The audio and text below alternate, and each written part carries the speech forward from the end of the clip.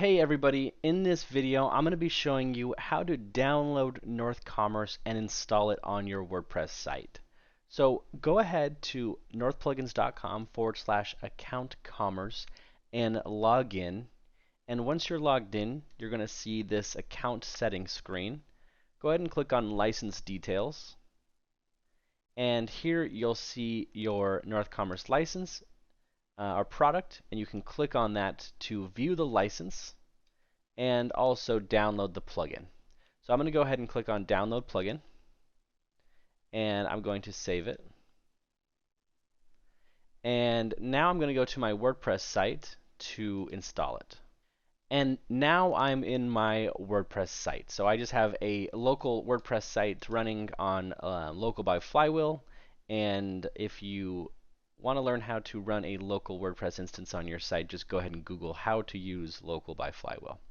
So once you're logged into your WordPress instance, you can go to plugins and go ahead and click on that. And then we're going to click on add new. So I'm going to click that. And then this is going to redirect me to the add plugin screen. I'm going to click on upload plugin here at the top of the page. And then I'm going to choose a file. So I'm going to go ahead and click on choose file. And here I'll need to navigate to where my North Commerce plugin zip file is. So I'll go ahead and click on that and then hit open and hit install. Now, depending on your connection or whether or not you're on a local server or not, uploading might take a minute or two. So just give it a second, and then once it's done, the screen will automatically redirect to this plugin activation screen.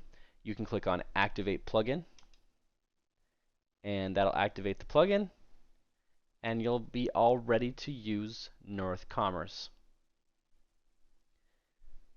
So once that's activated, you'll now see on the left side here North Commerce. You can go ahead and click on that, and here you're met with the North Commerce dashboard.